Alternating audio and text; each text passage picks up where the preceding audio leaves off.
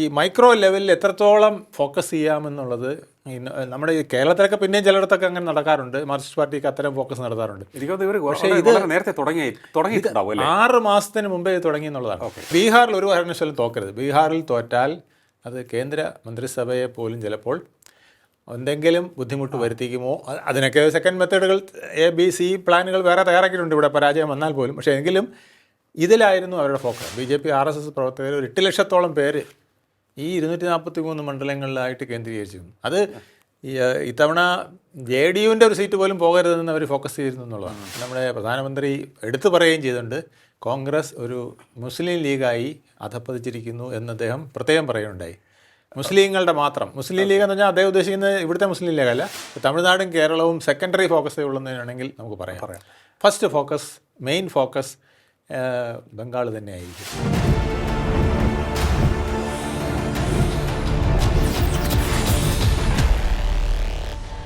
നമസ്കാരം, ടോക്കിംഗ് പോയിന്റിലേക്ക് സ്വാഗതം. ബീഹാറിൽ BJP നേടിയ ഉജ്ജ്വല ജയം വലിയ ചർച്ചയായി. അവിടെ അവർ പയറ്റിയ തന്ത്രമെന്ത്? ആ തന്ത്രം അയൽ സംസ്ഥാനമായ ബംഗാളിലും പയറ്റാൻ പോവുകയാണ്.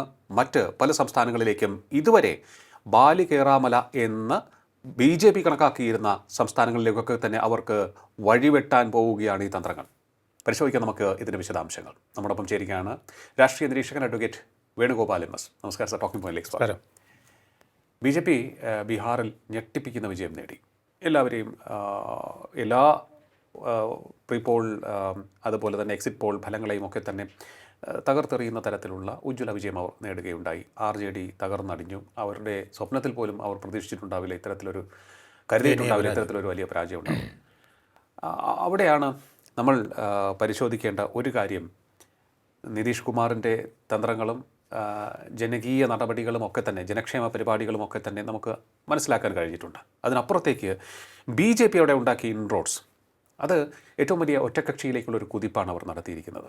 അവിടെ ഒന്നുമില്ലാതിരുന്ന BJP ആണ് ഇത്രയും വലിയ നേട്ടം നേടിയിരിക്കുന്നത്. നിതീഷ് കുമാറിൻ്റെ ഞാൻ നേരത്തെ സൂചിപ്പിച്ച പോലെയുള്ള പദ്ധതികളെക്കുറിച്ചൊക്കെ നമുക്കറിയാം. BJP അവിടെ ചെയ്ത ഇലക്ഷൻ മാനേജ്മെൻറ്റ് ഏത് തരത്തിലായിരുന്നു എന്നുള്ളതാണ് നമ്മൾ ഇനി പരിശോധിക്കേണ്ടത്. അല്ലെങ്കിൽ അതിൻ്റെ ഇതുവരെ പരിശോധിക്കപ്പെടാത്ത ചില വശങ്ങൾ കൂടി നമ്മൾ നോക്കേണ്ടതുണ്ട്. അതെ, ഇതുവരെ പരിശോധിക്കപ്പെടാത്ത വശങ്ങളാണ് നമുക്ക് നോക്കേണ്ടത്. കാരണം എന്ന് വെച്ചാൽ BJP കുറേ നാളായിട്ട് അവിടെ ശക്തിയാണ്. ഒരു തവണ അവർക്ക് 92 സീറ്റ് വരെ, എനിക്ക് തോന്നുന്നു 2000-ന് മുമ്പായിട്ട് 92 സീറ്റ് വരെ അവർക്ക് ലഭിക്കുകയുണ്ടായി ഒരു ഘട്ടത്തിൽ. പക്ഷേ പിന്നീട് ഇത്രയും വലിയ ഒരു വിജയം അവർക്ക് ഉണ്ടാക്കാൻ കഴിഞ്ഞത് ഇപ്പോൾ മാത്രമാണ്. അത് ഒരു അത്ഭുതം പോലെയാണ് പല രാഷ്ട്രീയ നിരീക്ഷകരും കരുതിയത്. കാരണം എല്ലാവരും പ്രതീക്ഷിച്ച ഒരു 160 സീറ്റിൽ NDA നിൽക്കും എന്നുള്ളതാണ്. 202 കഴിയുമെന്ന് ആരും പ്രതീക്ഷിച്ചില്ല. എനിക്ക് തോന്നുന്നത് അമിത്ഷാ പോലും പ്രതീക്ഷിച്ചതെന്ന് സംശയമാണ്. അത്രയ്ക്ക് വലിയ വിജയമാണ് നേടിയത്. അദ്ദേഹം തന്നെ പറഞ്ഞത് 160 സീറ്റ് ഞങ്ങൾക്ക് ഉറപ്പാണ്, അത് ചിലപ്പോൾ കുറച്ചുകൂടെ മുകളിലോട്ട് പോകാം എന്നതിനപ്പുറം പറഞ്ഞില്ല. അപ്പോൾ ഇതെന്താണ് എന്ന് എല്ലാവരും അതിശയിക്കുകയാണ്. പലരും അതിന് പറഞ്ഞത് SIR ആണ്, അതിനകത്ത് ഒരുപാട് വെട്ടിനിരത്തലുകൾ നടത്തി എന്നൊക്കെ പറഞ്ഞാണ് തുടങ്ങിയത്. അതുപോലെ തന്നെ വോട്ടിൽ തിരിമറിയുണ്ട്, ഇങ്ങനെയൊക്കെ പറഞ്ഞ് ഒരുപാട് കാര്യങ്ങൾ പറഞ്ഞെങ്കിലും അല്ല, അത് പ്രതിപക്ഷം പറഞ്ഞതാണ്. പ്രതിപക്ഷം പറഞ്ഞത്. പക്ഷേ ഈ ഭരണപക്ഷത്തെ നിഷ്പക്ഷമായി, അല്ലെങ്കിൽ അവിടുത്തെ NDA സഖ്യത്തെ നിഷ്പക്ഷമായി വിലയിരുത്തുമ്പോഴാണ് നമ്മൾ നേരത്തെ പറഞ്ഞ ഈ ജനക്ഷേമ പദ്ധതികളുടെ കാര്യമൊക്കെ പറഞ്ഞത്. തീർച്ചയായിട്ടും. അപ്പോൾ 160-നപ്പുറം പോയപ്പോൾ തന്നെ അതിശയമായിരുന്നു. കാരണം വളരെ ടൈറ്റ് ഫൈറ്റ് ആയിരുന്നു. എന്നിട്ടും ഇതെങ്ങനെ പോകാൻ കഴിഞ്ഞു?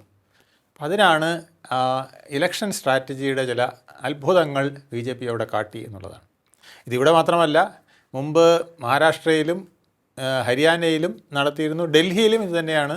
പക്ഷേ ഇതിൻ്റെ ഒരു ചെറിയ ഫോമായിരുന്നത് മാത്രം. ഇവിടെ അവർ 2 വിധത്തിലാണ് ആദ്യം ഇതിനെ കൈകാര്യം ചെയ്തത്. ഒന്ന്, ഈ 243 മണ്ഡലങ്ങളും പ്രത്യേകമായി സർവേ ചെയ്ത് പഠിക്കുകയാണ് ഉണ്ടായത്. ഏതാണ്ട് 200ഓളം ഉപജാതി വിഭാഗങ്ങളൊക്കെ അവിടെ ഉണ്ട്. ഇതിലൊരു 60ഓളം പ്രധാനപ്പെട്ട ജാതികളെ ഫോക്കസ് ചെയ്തുകൊണ്ടും അവരുടെ വോട്ടുകൾ എവിടെയൊക്കെയാണ് എന്നുള്ളത് നോക്കിക്കൊണ്ടും ഹിന്ദു മുസ്ലിം വോട്ടുകൾ, യാദവ് വോട്ടുകൾ, ഇങ്ങനെയൊക്കെ തിരിച്ചുകൊണ്ടും ഒക്കെ ഈ 243 മണ്ഡലങ്ങളെയും സ്റ്റഡി ചെയ്തു. ഇതിൻ്റെ ഒരു റിപ്പോർട്ട് 6 മാസത്തിന് മുമ്പേ തന്നെ BJPയുടെ കൈവശം ഉണ്ടായിരുന്നു. ഓക്കെ. അപ്പോൾ അതിനകത്ത് JDUവിന് വരെ ഇൻഫർമേഷൻ കൊടുത്തത് അവരാണ്. എന്നിട്ട് സ്ഥാനാർത്ഥി നിർണയം, ആദ്യം സീറ്റ് ഷെയറിംഗ് ആയിരുന്നു. സീറ്റ് ഷെയറിംഗ് ഒരു പ്രശ്നവുമില്ലാതെ തുല്യമായി നിതീഷുമായിട്ട് പങ്കുവെച്ചുകൊണ്ട് സീറ്റ് ഷെയറിംഗ് നടത്തി. അതുപോലെ കഴിഞ്ഞ തവണ സൗഹൃദ മത്സരത്തിന് വന്ന LJPയെ കൂടെ നിർത്തി, രാംവിലാസ് പസ്വാൻ്റെ പുത്രൻ, അദ്ദേഹത്തിനെയും കൂടെ നിർത്തിക്കൊണ്ട്, ചിരാഗ് പസ്വാനെ കൂടെ നിർത്തിക്കൊണ്ട് ഒരു സ്നേഹബന്ധത്തിലുള്ള ഒരു മത്സരത്തിന് അവർ നേരത്തെ തയ്യാറായി സീറ്റ് ഷെയറിംഗ് നടത്തി. അത് കഴിഞ്ഞിട്ട് ഈ ഫോക്കസ് ചെയ്ത സർവേ പ്രകാരമാണ് സ്ഥാനാർത്ഥി നിർണയവും കൂടെ നടത്തിയത്. ഈ സർവേ പ്രകാരം സർവേയുടെ അടിസ്ഥാനത്തിൽ സീറ്റ് ഷെയറിംഗ്, അതിനനുസരിച്ച് സ്ഥാനാർത്ഥി നിർണയം. അത് പിന്നെ തേജസ്വിയുടെ രാഘവ്പൂർ മുതൽ കിഷൻഗഞ്ച് എന്ന് പറയുന്ന 65% മുസ്ലിങ്ങൾ വരെ വരുന്ന ആ ഡിസ്ട്രിക്റ്റിൽ, ബീഹാറിലെ 65% മുസ്ലിങ്ങൾ ആ കിഷൻഗഞ്ച് ഡിസ്ട്രിക്റ്റിൻ്റെ ആ ഭാഗത്തു നിന്നാണ് വരുന്നത്. അപ്പോൾ അവിടെ വരെയുള്ള സ്ഥാനാർത്ഥികൾ, അതിൽ ഏറ്റവും പ്രധാനം അലിനഗറിലാണ്. അലിനഗറിൽ മൈഥിലി ഠാക്കൂർ എന്ന് പറഞ്ഞ ഒരു നാടൻ പാട്ടുകാരിയെ അവിടെ കൊണ്ടുവന്ന്, അതായത് നമ്മുടെ കലാഭവൻ മണി എങ്ങനെയായിരിക്കും അത് ആ രീതിയിൽ ബീഹാറിൽ ആകെ തരംഗമായ ഒരു പാട്ടുകാരിയാണ്. അവർ ഫേസ്ബുക്കിലും അതുപോലെ തന്നെ ഇൻസ്റ്റാഗ്രാമിലും ഒക്കെ വളരെ ഫോളോവേഴ്സ് ഉള്ളതാണ്. 65 ലക്ഷമായിട്ടാണ് അവരുടെ ഫോളോവേഴ്സ് പറയുന്നത്. അവരെ കൊണ്ടുവന്നുകൊണ്ട് അവിടെ ഫിക്സ് ചെയ്യുന്നത്. അപ്പോൾ സ്ഥാനാർത്ഥികൾ എവിടെ എങ്ങനെയൊക്കെ വേണം. രാഘവ്പൂരിൽ റാബറിയെ തോൽപ്പിച്ച പിന്നെ സതീഷ് കുമാറിനെ കൊണ്ടുവന്ന് അവിടെ സ്ഥാനാർത്ഥിയാക്കുന്നു. ഇങ്ങനെ ഓരോ സ്ഥലത്തും സ്ഥാനാർത്ഥി നിർണയം വളരെ ഫിക്സ് ചെയ്തു. ഇത് കഴിഞ്ഞിട്ട് പ്രധാനമായും പിന്നീട് നോക്കിയത് ഈ SIR പ്രകാരമുള്ള വോട്ട്, പിന്നെ അനാവശ്യമായി വന്ന വോട്ടുകൾ മുഴുവൻ അവർ വെട്ടിനിർത്താൻ ശ്രമിച്ചു എന്നുള്ളത് സത്യം തന്നെയാണ്. അതൊന്നും എതിർ പാർട്ടികൾക്കോ അല്ലെങ്കിൽ കോൺഗ്രസിനോ RJDക്കോ എതിർക്കാൻ കഴിയാത്ത ഉള്ളതായിരുന്നു. കാരണം ന്യായമായതായിരുന്നു എന്നുള്ളതാണ് പിന്നീട് തെളിയിക്കുന്നത്. കാരണം ഇവർക്ക് ഒരു കാരണവശാലും ഇത് പ്രൂവ് ചെയ്യാൻ കഴിയുന്നില്ല. അയാളുടെ വോട്ട് നിഷേധിച്ചത് എന്തുകൊണ്ടാണ്, അല്ലെങ്കിൽ അയാളെ എന്തുകൊണ്ട് വോട്ടർ പട്ടികയിൽ ഉൾപ്പെടുത്താൻ പറ്റുന്നില്ല എന്നുള്ളത് വളരെ വ്യക്തമാക്കിക്കൊണ്ടാണ് അവിടുത്തെ ഈ വെട്ടിനിരത്തൽ പോലും നടത്തിയത് എന്നുള്ളതാണ്. അപ്പോൾ എന്തായാലും വോട്ടേഴ്സ് ലിസ്റ്റ് ഡ്രിം ചെയ്യാൻ കഴിഞ്ഞു. അതേസമയം വോട്ടില്ലാതെ, വോട്ട് കൊടുക്കാതെ ഇട്ടിരുന്ന പലർക്കും വോട്ട് കൊടുക്കാനും അവർക്ക് സാധിച്ചു. ഇത്രയും ഫോക്കസായി വന്നിട്ടും പിന്നെയും അവർ നോക്കിയത് ഓരോ പ്രദേശങ്ങളിലും സ്വാധീനിക്കാൻ കഴിയുന്നവരെ കൊണ്ട് വോട്ട് പിടിക്കുക എന്നുള്ളത്. അതിപ്പോൾ നമ്മൾ സാറിന് ഇതിൽ ചെയ്യുന്ന എന്താ, ഒരു വീട്ടിൽ കയറി ചെല്ലുന്നു, നോട്ടീസ് കൊടുക്കുന്നു, പോരുന്നു. അപ്പോൾ ആൾക്കാർ പലരും അത്രയും ഇത് കണക്കാക്കുള്ളൂ. പക്ഷേ ഒരു സൗഹൃദമുള്ള ആൾ, ഒരു സുഹൃത്തായ ആൾ വന്നെങ്കിൽ, അപ്പോൾ ഞാൻ ലിയോയുടെ വീട്ടിൽ വന്ന് വോട്ട് നമുക്ക് അത്യാവശ്യമാണ്, ഇന്ന ആളിന് വോട്ട് ചെയ്യണമെന്ന് പറയുന്നതും വെറുതെ 4 പേര് പരിചയമില്ലാത്തവർ വന്ന് നോട്ടീസ് തരുന്നത് തമ്മിൽ വ്യത്യാസമുണ്ടല്ലോ. അപ്പോൾ നമ്മൾ തമ്മിലൊരു ഇൻറ്റിമസി വരും. ചിലപ്പോൾ ആ വോട്ട് മാറാൻ സാധ്യതയും കൂടുതലാണ്. ഇത്തരത്തിലുള്ള ഒരു ഗെയിമും കൂടെ കഴിച്ചു. അതായത് അത് തേജസ് തന്നെ പറയുകയുണ്ടായി, വോട്ട് ഇവിടെയും ജോലി ഗുജറാത്തിലുമായ ഒത്തിരി പേരുണ്ടെന്ന്.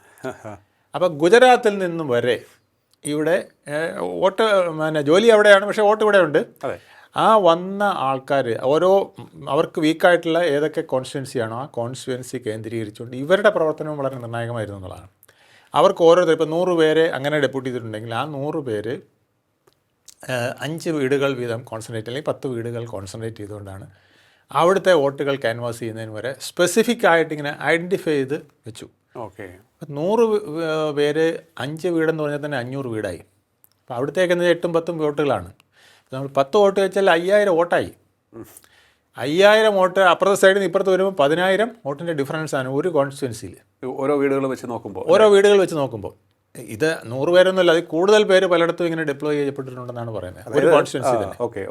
അപ്പോൾ ഇങ്ങനെ പല കോൺസ്റ്റിറ്റ്യുവൻസിയിൽ അവർക്ക് വീക്കായിട്ടുള്ള സ്ഥലങ്ങൾ, ഇത് എല്ലായിടത്തും 243 വേണ്ടി വന്നിട്ടില്ല, അവർക്ക് വളരെ വീക്കാണെന്ന് തോന്നിയ സ്ഥലങ്ങളിൽ അത്ഭുതം സൃഷ്ടിച്ചത് അങ്ങനെയാണ്.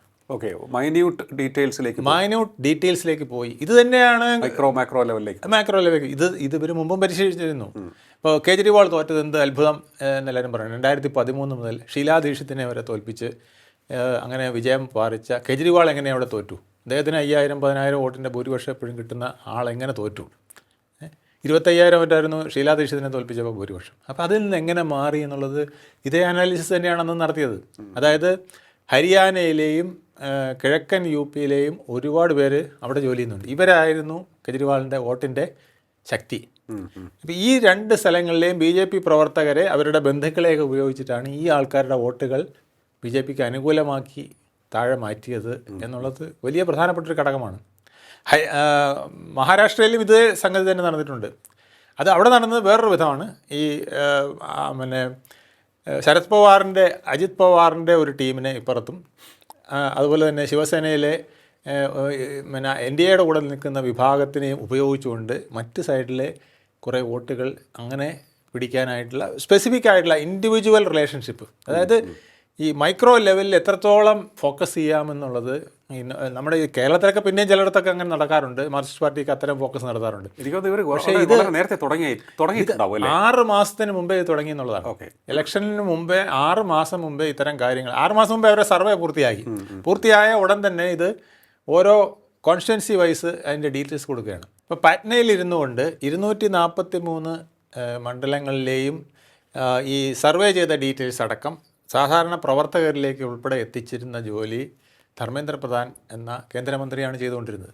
അമിത്ഷാ ഡൽഹിയിലിരുന്ന് നിയന്ത്രിക്കുകയും ഒപ്പം ഏതൊക്കെ സ്ഥലങ്ങളിലാണ് പ്രധാനമന്ത്രി പ്രസംഗിക്കേണ്ടത്, അമിത്ഷാ പ്രസംഗിക്കേണ്ടത്, യോഗി വന്ന് അതൊക്കെ ആ ടോപ്പ് ലീഡർഷിപ്പ് എല്ലാം പ്രസംഗിക്കേണ്ടത് സ്ഥലങ്ങൾ വരെ അവർ ഫിക്സ് ചെയ്ത് വെച്ചിരുന്നു.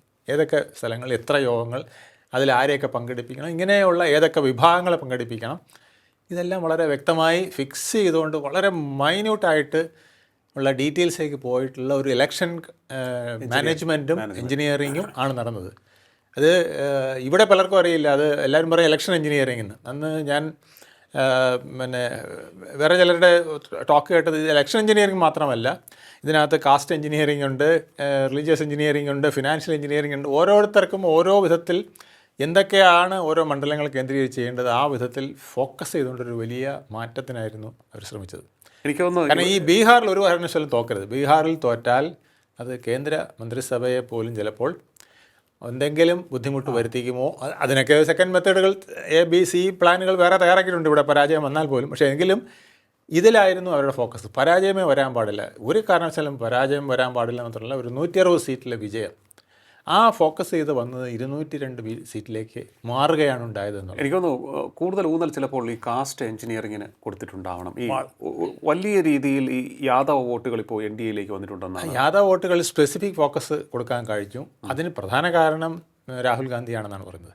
കാരണം ഈ ഓവർ എംഫസൈസ് മുസ്ലിമിന് കൊടുക്കുന്നു എന്നൊരു തോന്നൽ പിന്നെ വോട്ട് ചോരി യാത്രയിലും മറ്റും നടത്തിയപ്പോൾ ഉണ്ടായി എന്നുള്ളതാണ്. അതുപോലെ തന്നെ പിന്നെ വഖഫ് ബോർഡ് പ്രശ്നമെടുത്തിട്ട് തേജസ്വിയും ഒരു അബദ്ധം കാണിച്ചു. വഖഫ് ഇവിടെ നടപ്പിലാക്കാൻ അനുവദിക്കില്ല എന്ന് പറഞ്ഞത്. ഇതൊക്കെ ഹിന്ദു വിഭാഗങ്ങളിൽ BJPക്ക് വളരെ ഒരു മാക്സിമം ഉള്ളിലേക്ക് കടന്ന് ഇവിടെ നടക്കുന്ന പാർഷ്യാലിറ്റിയെ പറയാനൊരു കാരണമാക്കി എന്നുള്ളതാണ്. ഇപ്പോൾ നേരത്തെ അങ്ങ് പറഞ്ഞിരുന്നു ഈ സർവേ നടത്തിയത് BJP ആണ്. അതിൻ്റെ കുറേ ഇൻപുട്സ് JDUവിന് കൊടുത്തിട്ടുണ്ട്. അപ്പോൾ എനിക്ക് തോന്നുന്നു ഇവരുടെ എല്ലാം സ്ഥാനാർത്ഥി നിർണ്ണയം നോക്കുകയാണെന്നുണ്ടെങ്കിൽ വളരെ ബുദ്ധിപരമായിട്ടാണ് നടത്തിയിരിക്കുന്നത്. ഇക്കുറി ഓരോ കാസ്റ്റിനെയും ബേസ് ചെയ്തുകൊണ്ട് അവിടുത്തെ ഏറ്റവും പ്രധാനപ്പെട്ട ഏറ്റവും നല്ല സ്ഥാനാർത്ഥികളെ നിർത്താൻ അവർക്ക് സാധിച്ചു. അത് യാദവ മേഖലയിലാണെങ്കിൽ തന്നെയും ഒപ്പം തന്നെ മറ്റ് പിന്നോക്ക വിഭാഗത്തിൽപ്പെട്ടവരുടെ ആണെങ്കിൽ തന്നെയും അത്തരത്തിൽ ഒരു നീക്കം നടത്താൻ സാധിച്ചത് എനിക്ക് തോന്നുന്നു ഈ സർവേ നടത്തിയത് കൊണ്ടായിരിക്കണം. ഈ തീർച്ചയായിട്ടും അത് മുൻപൊന്നും നടത്താത്ത വിധത്തിലുള്ള ഒരു അത്രയ്ക്ക് ഡീറ്റെയിൽ ആയിട്ടൊരു സർവേ അവർ നടത്തി. 200 കാസ്റ്റുകൾ, അതിൽ 60 ഈ മെയിൻ കാസ്റ്റുകളെ ഫോക്കസ് ചെയ്തുകൊണ്ട് ഒരു കാസ്റ്റ് സർവേ നടത്തി. അതുകൊണ്ടാണ് ഫസൽ ഗഫൂർ തന്നെ ഒരു TV ചർച്ചയിൽ പറയുന്നത് ഞാൻ കേട്ടു. അവിടെ വെറും സോഷ്യൽ എഞ്ചിനീയറിംഗ് അല്ല നടന്നത്, അവിടെ കാസ്റ്റ് എഞ്ചിനീയറിംഗ് ആണ് നടന്നത്. കാസ്റ്റ് എഞ്ചിനീയറിംഗും ഫിനാൻസ് എഞ്ചിനീയറിംഗും പൊളിറ്റിക്കൽ എഞ്ചിനീയറിംഗും പിന്നെ അഡ്മിനിസ്ട്രേറ്റീവ് എഞ്ചിനീയറിംഗും ഒക്കെ അവിടെ നടന്നിട്ടുണ്ട് എന്ന് പറയുണ്ടായി. അപ്പോൾ ഇതെല്ലാം ഈ ഘടകങ്ങളെല്ലാം SIR നടന്നതിനെക്കുറിച്ച് എല്ലാ കാര്യങ്ങളെയും ഉദ്ദേശിച്ചാണ് അതൊക്കെ പറഞ്ഞത്. അപ്പോൾ ഒരു ഇലക്ഷൻ എന്ന് പറയുന്നത് പണ്ടത്തെ രീതിയിൽ ഇപ്പോൾ പോകാൻ കഴിയില്ല എന്നുള്ളതാണ്. അപ്പോൾ ചെറിയ പാർട്ടികൾക്കൊന്നും പിടിച്ചു നിൽക്കാൻ പറ്റില്ല. BJP പോലൊരു ജൈജാൻറ്റിക് വാർ ടീമാണ് വരുന്നത്. എനിക്ക് പലപ്പോഴും നമ്മൾ പല ചർച്ചകളിലും പറഞ്ഞിട്ടുള്ളതാണ് BJPയുടെ ഈ ഒരു കർട്ടന് പിന്നിൽ പ്രവർത്തിക്കുന്ന ഒരു വലിയ ടീം, തിരശ്ശീലയ്ക്ക് പിന്നിലെ ആ വലിയ വമ്പൻ ടീം, അത് അവർക്ക് ഇത്തരത്തിലുള്ള പോരാട്ടങ്ങൾ എളുപ്പമാക്കുന്നതിൽ നിർണായകമായിട്ടുള്ള സംഭാവനകളാണ്. ഇപ്പോൾ ഈ ബീഹാറിൽ തന്നെ നടന്നിരിക്കുന്നത് അത് തന്നെയല്ലേ? അതെ അതെ. അതായത് വാർ റൂം എന്ന് നമ്മൾ പറയില്ലേ, ഒരു യുദ്ധത്തിന് ഒരു വാർ റൂം ഉണ്ടാവും. ആ വാർ റൂമിൽ ഇതിന് വേണ്ട സാധനങ്ങൾ തയ്യാറാക്കുന്നു. എന്നിട്ട് ഇത് മെസ്സേജുകൾ അവിടെ നിൽക്കുന്ന കാലാളിന് എത്തിച്ചു കൊടുക്കുന്നു. അപ്പോൾ അവരതനുസരിച്ച് നീങ്ങുന്ന ഒരു സിസ്റ്റം. കൃത്യമായി 7 മുതൽ 8 ലക്ഷം വരെ കർസേവകർ അവിടെ ഉണ്ടായിരുന്ന ഈ പിന്നെ പ്രവർത്തകരായിട്ട്, അവരുടെ കാര്യകർത്താക്കളായിട്ട് ഫീൽഡിലുണ്ടായിരുന്നു. RSSൻ്റെ ഉൾപ്പെടെയുള്ള പ്രവർത്തകർ. BJP RSS പ്രവർത്തകർ ഒരു 8 ലക്ഷത്തോളം പേര് ഈ 243 മണ്ഡലങ്ങളിലായിട്ട് കേന്ദ്രീകരിച്ചിരുന്നു. അത് ഇത്തവണ JDUവിൻ്റെ ഒരു സീറ്റ് പോലും പോകരുതെന്ന് അവർ ഫോക്കസ് ചെയ്തിരുന്നു എന്നുള്ളതാണ്. BJPയുടെ മാത്രമല്ല JDUവിൻ്റെ സീറ്റിൽ പോലും ഒരു കുറവ് വരരുത്. എനിക്ക് തോന്നുന്നു ഈ ഏത് സംസ്ഥാനം എടുത്താലും ഇപ്പോൾ നമ്മൾ നോക്കുകയാണെന്നുണ്ടെങ്കിൽ ബി ജെ പിയുടെ ഒരു സക്സസിൻ്റെ പ്രധാനപ്പെട്ട ഒരു അടിസ്ഥാനം എന്ന് വേണമെങ്കിൽ പറയാവുന്നത് അതാത് സംസ്ഥാനങ്ങളിലെ പ്രധാനപ്പെട്ട പാർട്ടികളെ അവർ വളരെ റെസ്പെക്റ്റോടുകൂടി ഹാൻഡിൽ ചെയ്യുന്നു, അവർക്ക് കൊടുക്കേണ്ട പ്രാധാന്യം കൊടുക്കുന്നു, അല്ലേ? തീർച്ചയായിട്ടും. അത് ഏത് സംസ്ഥാനമാണെങ്കിലും അത് തന്നെയാണ് അവരുടെ മേന്മയും. അവിടെയാണ് രാഹുൽ ഗാന്ധി പരാജയപ്പെടുന്നുവെന്ന് തോന്നുന്നു, കോൺഗ്രസ് പരാജയപ്പെടുന്നുവെന്ന് തോന്നുന്നു. അവിടെ പോയി അപ്രമാദിത്വം സ്ഥാപിച്ചെടുക്കുവാനുള്ള കോൺഗ്രസിൻ്റെ ശ്രമങ്ങൾ ഈവൻ ബീഹാറിൽ പോലും നടന്നിട്ടുണ്ട്. തേജസ്വി യാദവ് അതിൽ പ്രകോപിതനാകുന്നത് നമ്മൾ പലപ്പോഴും കണ്ടിട്ടുണ്ട്. അതെ അല്ലേ? ഈ കോൺഗ്രസിൻ്റെ ഒരു പ്രശ്നം വെച്ചാൽ ഈ ഒരു വലിയ പ്രതാപി ഇപ്പോൾ പിച്ചക്കാരനായി കഴിഞ്ഞാലും ആ പ്രതാപം മാറ്റില്ല എന്ന് പറയുന്നത് ചിലർ കണ്ടില്ലേ. ആ ആഢ്യത്വം നിലനിർത്താനായിട്ട് ചില ഗോഷ്ഠികൾ കാണിക്കുമ്പോൾ അത് പലർക്കും അരോചകമായിട്ട് തോന്നുന്നു എന്നുള്ളതാണ്. ഇപ്പം ഒരു കാലത്ത്, അതായത് 1990 വരെ വേണമെങ്കിൽ പിന്നെ കോൺഗ്രസിൻ്റെ ഒരു തേർവാഴ്ചയായിരുന്നു, സർവാധിപത്യമായിരുന്നു. എക്സെപ്റ്റ് 77-ലും 67-ലും 2 തവണ ഒഴിച്ച് ബാക്കി മുഴുവൻ അവർ 48% വോട്ടും അതുപോലെ തന്നെ 50%-ലധികം സീറ്റും, എപ്പോഴും 50 അതിനേക്കാളൊക്കെ ഉപരി സീറ്റും പിടിച്ചുകൊണ്ടിരുന്നതാണ്. അപ്പം അവിടുന്ന് ചെറുതായിട്ട് ഒരു ചെറുതാവാൻ അംഗീകരിച്ചിട്ടില്ല. എന്നാൽ ചെറുതാണെന്ന് തേജസ്വി അവരെ ബോധ്യപ്പെടുത്താൻ ശ്രമിക്കുകയും ചെയ്തു. എന്നാൽ അത് തിരിച്ചു പിടിക്കാനായിട്ട് മുസ്ലിം വോട്ടുകൾ, യാദവ് വോട്ടുകൾ, ഇങ്ങനെ പല കളികൾ അവർ നടത്തിയപ്പോൾ അത് ഇവർ തമ്മിൽ ഭയങ്കര ഫ്രിക്ഷനിൽ എത്തിച്ചേർന്നു. അതാണ് അവിടെ ഒരു അനൈക്യം വന്നത്. അപ്പോൾ ന്യൂനപക്ഷ വോട്ടുകൾ മാത്രം ലക്ഷ്യമിട്ട് പോകുന്ന ഒരു സംവിധാനമായി കോൺഗ്രസ് മാറിപ്പോയിരുന്നു. അതാണ് എനിക്ക് തോന്നുന്നു അവരുടെ ഒരു ഏറ്റവും വലിയ പ്രശ്നം. അത് നമ്മുടെ പ്രധാനമന്ത്രി എടുത്തു പറയുകയും ചെയ്തിട്ടുണ്ട്. കോൺഗ്രസ് ഒരു മുസ്ലിം ലീഗായി അധപ്പതിച്ചിരിക്കുന്നു എന്ന് അദ്ദേഹം പ്രത്യേകം പറയുകയുണ്ടായി. മുസ്ലിങ്ങളുടെ മാത്രം മുസ്ലിം ലീഗ് എന്ന് പറഞ്ഞാൽ അദ്ദേഹം ഉദ്ദേശിക്കുന്നത് ഇവിടുത്തെ മുസ്ലിം ലീഗല്ല, പഴയ ജിന്നയുടെ മുസ്ലിം ലീഗ്, അഖിലേന്ത്യാ മുസ്ലിം ലീഗ് ഉണ്ടല്ലോ, ആ ജിന്നയുടെ മുസ്ലിം ലീഗിനെയാണ് അദ്ദേഹം ഉദ്ദേശിച്ചത്. മറ്റൊരു പ്രധാനപ്പെട്ട കാര്യം, ഇത്രയും കാര്യങ്ങൾ നമ്മൾ ബീഹാറിൽ നടന്നത് എന്താണ് എന്ന് അറിയിക്കാൻ വേണ്ടിയാണ്. ബീഹാറിൽ ഒരുപാട് ചർച്ചകൾ നടന്നുവെങ്കിൽ തന്നെ വീണ്ടും ഇത് ബീഹാറിന്റെ അടിത്തട്ടില് എന്താണ് നടന്നത് പലരും പറഞ്ഞിട്ടില്ല. ഇത് ചില ബംഗാളിലുള്ള ചില ജേർണലിസ്റ്റുകൾ, ആനന്ദപ്രസാർ പത്രികയിലൊക്കെ മുമ്പ് പറഞ്ഞ ജേർണലിസ്റ്റുകളിൽ നിന്ന് കിട്ടിയ ചില വിവരങ്ങളാണ്, ഗ്രാസ് റൂട്ടിലുള്ള ചില മാറ്റങ്ങൾ. ഈ മാറ്റങ്ങൾ അല്ലെങ്കിൽ ഈ രീതി ബി ജെ പി ഇനി എവിടെയൊക്കെ പരീക്ഷിക്കുമെന്നുള്ളതാണ്. അവർക്ക് ഇതുവരെ കടന്നു ചെല്ലാൻ സാധിക്കാത്ത അല്ലെങ്കിൽ നിലയുറപ്പിക്കാൻ സാധിക്കാത്ത പല സംസ്ഥാനങ്ങളിലും ഈ രീതി അവർ ഉപയോഗിച്ച് കഴിഞ്ഞാൽ, ഉദാഹരണത്തിന് ബംഗാളിൽ അവർ ഇത് പ്രയോഗിക്കില്ലേ? ബംഗാളിൽ തീർച്ചയായിട്ടും പ്രയോഗിക്കുമെന്നുള്ളത് പ്രധാനമന്ത്രിയുടെ സ്പീച്ചിൽ തന്നെ പറയുകയുണ്ടായി. പാറ്റ്നയിൽ നിന്നും ഗംഗാ നദി ഒഴുകുന്നത് ബംഗാളിലേക്കായിരിക്കും.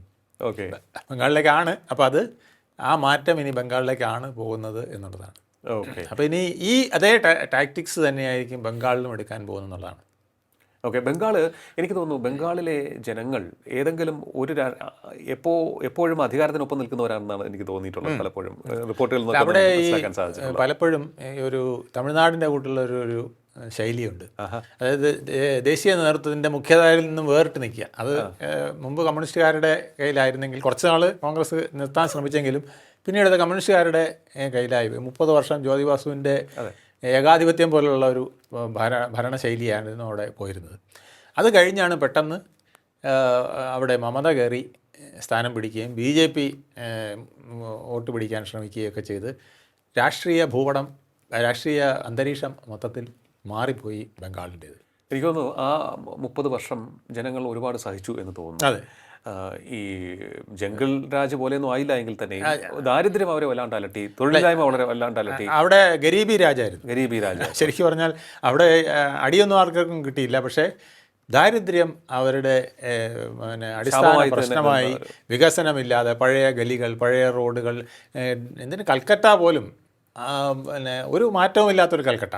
അങ്ങനെ വികസനം എന്ന് പറഞ്ഞതില്ല. സാധാരണക്കാരനെ ഇങ്ങനെ സാധാരണക്കാരനും അതിസാധാരണക്കാരനും ആയിട്ട് ഇങ്ങനെ കൊണ്ടുപോകുന്ന ഒരു ശൈലിയാണ് അവിടെ മാർക്സിസ്റ്റ് പാർട്ടി അവലംബിച്ചത് എന്നുള്ളതാണ്. അതാണ് അവർക്ക് വിനയായത്. അതാണ് അവർക്ക് പ്രശ്നമായത്. അതിന് ഒരു മാറ്റത്തിന് വേണ്ടി കാത്തിരുന്നപ്പോഴാണ് മമതയുടെ രംഗപ്രവേശനം വന്നത്. മമത പലരോടും ചോദിച്ചത് തന്നെയാണ്, നിങ്ങളുടെ നേതാക്കളെ നിങ്ങൾ നോക്കൂ, അവർ മണിമാളികളൊക്കെ പണിഞ്ഞ് വളരെ രമ്യഹർമ്മ്യങ്ങളിൽ സുഖമായി ജീവിക്കുന്നു, നിങ്ങൾക്ക് എന്തുണ്ട്? അതെ, അങ്ങനെയാണ് അവർ ഈ റോഹിംഗ്യൻസ് ഉൾപ്പെടെയുള്ളവരെ തൻ്റെ സൈഡിലേക്ക് കൊണ്ടുവന്നുകൊണ്ട് ഒരു കാലാൾ ശക്തി ഉണ്ടാക്കി വരികയും അതിൽ ഹിന്ദു വോട്ടുകൾ കുറേ ഭാഗം BJP കേന്ദ്രീകരിച്ചുകൊണ്ട് പോവുകയും ചെയ്തത്. ഇനി ഇത് വരാനിരിക്കുന്ന പ്രശ്നം അതല്ല. അവിടെ 9,30,00,000 ജനങ്ങളാണ് ഉള്ളത്. അതിൽ 3,33,00,000 കണ്ട് വരുന്നത് മൈഗ്രൻസാണ്. ഓക്കെ. വലിയൊരു പ്രശ്നമാണ്. അത് 1/3 ഏകദേശം വരികയാണ്. ആലോചിച്ച് നോക്കണം. അതിൽ ഈ മുസ്ലിങ്ങളിൽ പല വിഭാഗങ്ങൾക്കും പല കാലഘട്ടങ്ങളിലായിട്ട്, അതായത് 71 മുതൽ ഉള്ള അഭയാർത്ഥി പ്രവാഹം മുതലുണ്ട് കേട്ടോ. 47 അഭയാർത്ഥി പ്രവാഹം, പിന്നെ ഇടയ്ക്കിടയ്ക്ക് പലപ്പോഴും അവിടുന്ന് ഓടി വരുന്ന ഹിന്ദുക്കളും പിന്നെ അവിടുന്ന് നുഴഞ്ഞു കയറി വരുന്ന മുസ്ലിങ്ങളും ഒക്കെ ഉണ്ട്. ഇങ്ങനെ ഏതാണ്ട് 3 കോടിയിലധികം ആൾക്കാരുണ്ടെന്നാണ്. അപ്പോൾ ഇതിൽ കുറേ പേർക്കൊക്കെ വോട്ടേഴ്സ് ലിസ്റ്റിൽ കയറി കഴിഞ്ഞു. അതിൽ പ്രത്യേകിച്ച് റോഹിന്ത്യൻസ് അടക്കമുള്ള മുസ്ലിങ്ങൾ കയറി കഴിഞ്ഞു, ഹിന്ദുക്കൾ പലരും കയറിയിട്ടില്ല. അതിനാണ് പിന്നെ വോട്ടർ പട്ടിക പരിഷ്കരണവും അതിനു മുമ്പ് പൗരത്വ നിയമവും ഒക്കെ കൊണ്ടുവന്നത്. പൗരത്വ നിയമം കൊണ്ടുവന്നിട്ടും അത് പൂർണ്ണമായിട്ട് നടപ്പിലാക്കാൻ BJPക്ക് അവിടെ കഴിഞ്ഞില്ല. അതിൽ മമതയുടെയൊക്കെ ഒരുപാട് കൈയുണ്ട്. മമതയൊക്കെ അതിന് വളരെ, കാരണം ഭരണം കയ്യിലിരിക്കുകയല്ലേ, സ്റ്റേറ്റ് ഭരണം കയ്യിലിരിക്കുമ്പോൾ ഇതൊക്കെ അധികവും ചെയ്യേണ്ടത് റവന്യൂ ഡിപ്പാർട്ട്മെൻറ്റൊക്കെയാണ്. ആ റവന്യൂ ഡിപ്പാർട്ട്മെൻറ്റ്, തദ്ദേശ ഭരണ ഡിപ്പാർട്ട്മെൻ്റ് എല്ലാം മമതയുടെ കയ്യിലാണ്. അപ്പം മമതയുടെ കടുംപിടുത്തവും കാരണം പലതും നടപ്പിലാക്കാൻ കഴിഞ്ഞില്ല. പക്ഷേ ഇപ്പോൾ അതിന് കൂടുതൽ ഫോക്കസ് ചെയ്തുകൊണ്ടാണ് കേന്ദ്ര ഗവൺമെൻറ് നിൽക്കുന്നത്. ഈ ഹിന്ദുക്കളിൽ അവിടെ നിന്ന് വന്നവർക്ക് പൗരത്വം കൊടുക്കുന്നതിനും അംഗത്വം കൊടുക്കുന്നതിനും ഒക്കെ ഇനിയുള്ള ശ്രമങ്ങളുണ്ടാകും. ഒരു വലിയ പോര് തന്നെ അവിടെ ഉണ്ടാവാനാണ് സാധ്യത. വോട്ടർ പട്ടിക പരിഷ്കരണവുമായി ബന്ധപ്പെട്ട് ശരിയാണ്. അതെ, അത് കഴിഞ്ഞിട്ട് വോട്ടർ പരിഷ്കരണം വരുന്നു. അങ്ങ് പറഞ്ഞ പോലെ അവിടെ ഒരു വലിയ പോര് ഉണ്ടാവും. അതെ, ആ വലിയ പോരുണ്ടാവും. കാരണം എന്താ അറിയാമോ, ഇപ്പോൾ ലിസ്റ്റിലുള്ള പലരും വ്യാജ രേഖകൾ കൊണ്ട് ലിസ്റ്റ് കയറിയവരുണ്ട്. അവരെ വെട്ടിക്കളയുമ്പം വലിയ പ്രശ്നം വരും. വലിയ പ്രശ്നം. അത് മമതയുടെ ആൾക്കാരാണ്, അത് മമതയുള്ളവരാണ് കൂടുതൽ. അപ്പോൾ അത് വേറെ പ്രശ്നങ്ങൾ വരുന്നു. എന്തായാലും ഒരു വലിയ, ഈ കേരളത്തിലുണ്ടാകാൻ പോകുന്നതിനേക്കാൾ തമിഴ്നാട്ടിലുണ്ടാകുന്നതിനേക്കാൾ കൂടുതൽ പ്രശ്നങ്ങൾ വെസ്റ്റ് ബംഗാളിൽ ഉണ്ടാകാൻ സാധ്യതയുണ്ട്. ആ പ്രശ്നങ്ങളെ അഭിമുഖീകരിക്കാനും കൂടി തയ്യാറായിട്ടാണ് BJP അവിടെ നിൽക്കുന്നത്. ഇനിയൊരു മാറ്റം വന്നേ പറ്റൂ എന്നുള്ള അവർക്ക് അവിടെ അടുത്തിട്ട് പ്രവർത്തിക്കാനുള്ള പ്രവർത്തകരുടെയൊക്കെ തന്നെ ഒരു ശൃംഖല ഉണ്ടോ? പ്രവർത്തകരുണ്ട്. പക്ഷേ ബീഹാറിലെ പോലെ അല്ല. എന്നാലും അവർക്ക് തെറ്റില്ലാത്ത പ്രവർത്തക സംഘമുണ്ട്. അത് അവർക്ക് ഫോക്കസ് ചെയ്തുകൊണ്ട് വരാനറിയാം. മുഖ്യ പ്രതിപക്ഷം എന്നുള്ള രീതിയിൽ തന്നെയാണ് അവർ നിൽക്കുന്നത്. അവരുടെ വേരുകൾ പലയിടത്തും കൂട്ടാൻ സാധിച്ചിട്ടുണ്ട്.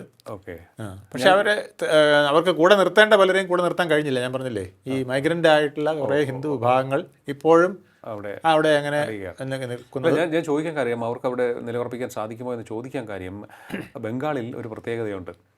എതിർ രാഷ്ട്രീയ പാർട്ടികളുടെ അംഗങ്ങളെ ഒരു ഗുണ്ടായുസത്തിലൂടെ നേരിടുന്ന അതുണ്ട്. അത് മുമ്പേ ഉണ്ട്, CPM-ൻ്റെ കാലത്തും ഉണ്ട്.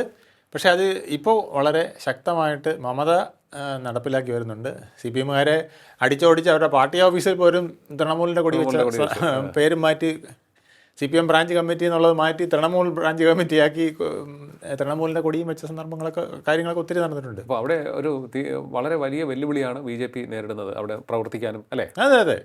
അത് പിന്നെ കാരണം പോലീസും കൂടെ കയ്യിലുണ്ട്. പോലീസ് ഫോഴ്സ് കയ്യിലുള്ളത് വലിയൊരു പ്രശ്നമാണ്.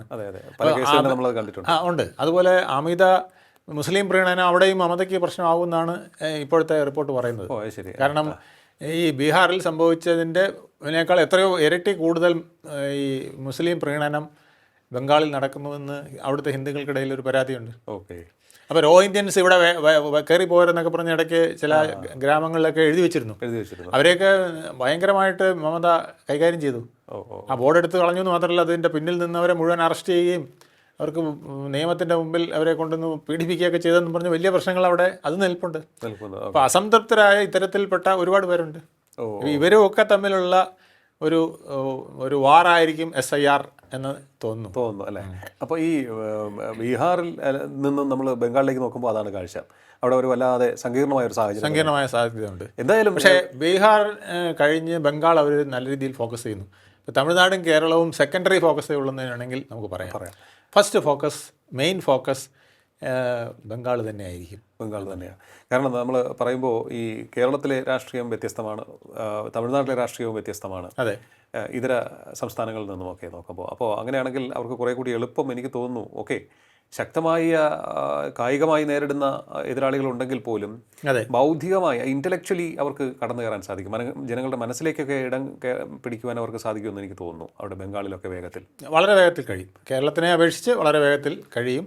ഇത്തവണ ഒരു മാറ്റത്തിന് സാധ്യതയുണ്ട് എന്ന് പറയുന്നുണ്ട്. പക്ഷേ മമതയുടെ ഒരു സ്റ്റേച്ചർ ഭയങ്കര ഇപ്പോഴല്ലെങ്കിൽ പോലും സമീപഭാവിയിൽ അതിനുള്ള ചാൻസ് വളരെ കൂടുതലാണ്. പക്ഷേ ഇവരുടെ ഈ എഞ്ചിനീയറിംഗ് വർക്കൗട്ട് ആയാൽ ബംഗാളും ചിലപ്പോൾ പിടിച്ചെന്നിരിക്കും. കാരണം ഞാൻ പറഞ്ഞില്ലേ, 3.5 കോടിയോളം വരുന്ന മൈഗ്രൻസിൽ മുസ്ലിങ്ങൾക്ക് കിട്ടിയിട്ടുണ്ട് ഹിന്ദുക്കൾക്ക് ഇതുവരെയും പിന്നെ പൗരത്വം കിട്ടിയിട്ടില്ല, വോട്ടേഴ്സ് ലിസ്റ്റിൽ പേര് കിട്ടിയിട്ടില്ല. അപ്പോൾ അവരെ ചേർക്കാൻ പോകുമ്പോൾ മമത എങ്ങനെയായിരിക്കും അത് ഹാൻഡിൽ ചെയ്യുന്നത്? പിന്നെ റെക്കോർഡിക്കൽ അല്ലാതെ അല്ലെങ്കിൽ വേണ്ട പിന്നെ റെക്കോർഡ്സ് ഇല്ലാതെ വോട്ടർ പട്ടികയിൽ കയറിയവരെ പുറത്താക്കുമ്പോൾ എന്ത് സംഭവിക്കും? ഇതെല്ലാം ചെയ്യാനുള്ളത് ആരാണ്? ഇലക്ഷൻ കമ്മീഷനാണെന്ന് പേരേ ഉള്ളൂ, സംസ്ഥാനങ്ങളാണ് ചെയ്യേണ്ടത്. അതാത് സംസ്ഥാനത്തെ കളക്ടർമാരും തഹസീൽദാർമാരും ഡെപ്യൂട്ടി തഹസീൽദാർമാരും ഒക്കെയാണ് ഇത് ചെയ്യുന്നത്. അപ്പോൾ അതെല്ലാം മമതയുടെ കസ്റ്റഡിയിലാണ്. ശരിയാണ്. ഇത് വലിയൊരു ബീഹാറിലെ കൂട്ട് എളുപ്പമല്ല ഈ കാര്യങ്ങൾ ബംഗാളിൽ നടപ്പിലാക്കി വരുത്താനായിട്ട്. വലിയ അധ്വാനമുള്ളതാണ്. ഇനിമേൽ ബംഗാളിൽ നിന്ന് മറ്റ് സംസ്ഥാനങ്ങളിലേക്ക് നോക്കുമ്പോൾ എനിക്ക് തോന്നുന്നു എവിടെയൊക്കെ BJPക്ക് ഈ രീതി ഈ രീതി ഉപയോഗിച്ച് കടന്നു കയറാൻ സാധിക്കും എന്നുള്ളതാണ്. ഇനിയിപ്പോൾ ഏതാണ്ട് ഈസി ആയി കഴിഞ്ഞു. കാരണം നമ്മളിപ്പോൾ ഇന്ത്യയുടെ ഒരു മാപ്പ് നോക്കിക്കഴിഞ്ഞാൽ അത് ഏതാണ്ട് കാവിയായി കഴിഞ്ഞിരിക്കുന്നു. ഇനി അതിനകത്ത് ബംഗാളെ അവിടെ ബാക്കിയുള്ളൂ. പിന്നെ ഹിമാചൽ ഒരു പൊട്ട് കിടപ്പുണ്ട്, അതെപ്പോൾ വേണോ BJP പിടിച്ചടക്കാവുന്ന വിധത്തിലാണ് നിൽക്കുന്നത്. പിന്നെ ഇങ്ങോട്ട് വരുമ്പോൾ കേരളത്തിൽ CPM-ഉം തമിഴ്നാട്ടിൽ DMK-യുമാണ് രണ്ട് പ്രബല ശക്തികളായിട്ട് നിൽക്കുന്നത്. ഇപ്പോൾ ഇവിടെ മുഖ്യ പ്രതിപക്ഷമാകുക എന്നുള്ളതായിരിക്കും അവരുടെ എയിം, ഭരണം പിടിക്കുക എന്നുള്ളതിനേക്കാൾ കഴിഞ്ഞ്. അതേസമയം കർണാടകയും തെലുങ്കാനയും ഇത് രണ്ടും കോൺഗ്രസിൻ്റെ കയ്യിൽ നിന്ന് പിടിച്ചെടുക്കുക എന്നുള്ളതായിരിക്കും അവരുടെ ഫോക്കസ്. കർണാടകയിൽ ഓൾറെഡി അവരുടെ ബേസ് വളരെ സ്ട്രോങ് ബേസാണ്. അടുത്ത ഇലക്ഷനിൽ വേണമെങ്കിലും പിടിക്കാമെന്നുള്ള രീതിയിലാണ് അവിടുത്തെ ഭരണത്തിൻ്റെ കാര്യങ്ങൾ. സിദ്ധരാമയ്യയും ശിവകുമാറും തമ്മിലുള്ള ഇന്നർ ഫൈറ്റുകൾ, എക്സിക്യൂഷനിലുള്ള അപാകതകൾ, ഒരുപാട് പ്രശ്നങ്ങളുണ്ട്. സാമ്പത്തികമായ അവർക്ക് കുറേ പ്രശ്നങ്ങളുണ്ട്. ഈ ഫ്രീ വീസ് കൊടുത്തതിൻ്റെ ഫലമായിട്ട് ഖജനാവ് ഏതാണ്ട് മുടിഞ്ഞിരിക്കുകയാണ്. ഇങ്ങനെയൊക്കെ ഒരുപാട് പ്രശ്നങ്ങളുണ്ട്. ഇതിനൊക്കെ കേന്ദ്ര ഫണ്ടുകൾ കിട്ടണം, ഒരുപാട് സഹായമൊക്കെ കർണാടകയ്ക്ക് ആവശ്യമാണ്. അവർ ഡബിൾ എൻജിൻ കർണാടകയിൽ ആവശ്യമുണ്ട്. അതുപോലെ തന്നെ പിന്നെ തെലുങ്കാനയിൽ ഒരു പക്ഷേ രാഷ്ട്രീയ സമിതിയുമായിട്ട് തെലുങ്കാനയിലെ ഒരു ഐക്യമൊക്കെ ഇനി വന്നുകൂടായെങ്കിൽ അതൊക്കെ വന്നാൽ ഒരു പക്ഷേ BJPക്ക് കുറച്ചുകൂടെ എളുപ്പമായിരിക്കും അവിടെ ഭരണം പിടിക്കാനായിട്ട്. അതായത് പല സംസ്ഥാനങ്ങളിലെയും പ്രാദേശിക കക്ഷികൾ ഇപ്പോൾ എവിടെ നിൽക്കുന്നു എന്ന് നോക്കണ്ട, നാളെ അവർ BJP പക്ഷത്തേക്ക് പോയാൽ അത്ഭുതപ്പെടേണ്ടതില്ല. അതിൻ്റെ ഒരു ഉത്തമ ഉദാഹരണമാണല്ലോ ലാലു കുടുംബം ഇപ്പം ഇങ്ങോട്ടായില്ലേ. തേജ് പ്രതാപ് യാദവ് പിന്നെ തേജസ്വിയുടെ ചേട്ടൻ പുതിയ പാർട്ടി ഉണ്ടാക്കി, അദ്ദേഹം ഇപ്പോൾ ഇതിലോട്ട് ചേരാൻ പോവാണ്. നാളെ സത്യപ്രതിജ്ഞ ചെയ്യുമ്പം ചിലപ്പോൾ ഇവരുടെ ആളും കാണും. RJD-യിൽ നിന്നൊരു വിഭാഗത്തിനെ പൊളിച്ചെടുക്കാനും ശ്രമം നടക്കുന്ന പറയുന്നത്. കുറേ നാളെ പൊട്ടലും ചീറ്റലും നടക്കുകയായിരുന്നു. പിന്നെ ചേട്ടനും അനിയനും മക്കളെല്ലാം, അതായത് മകളുമുണ്ട് രേണുക ചക്രവർത്തി എന്ന് പറഞ്ഞ്. അപ്പോൾ അവരുമുണ്ട്. ഇവരെല്ലാം തമ്മിൽ ഭയങ്കര പ്രശ്നങ്ങളാണ്. തേജസ്വിക്ക് കൂടുതൽ പ്രാധാന്യം കൊടുക്കുന്നു, തേജസ്വിക്ക് കൂടുതൽ സ്ഥാനങ്ങൾ കൊടുക്കുന്നു, അതാണ് അവർ മറ്റുള്ളവരുടെ പരാതി. അതെ, ആ പരാതികളെല്ലാം അവിടെ നിലനിൽക്കുകയാണ്. പിന്നെ ഈ ലാലുവിൻ്റെ ഒരു രീതി എന്ന് പറഞ്ഞാൽ എപ്പോഴും ഒരു ഒറ്റയാൻ പോക്കാണ്.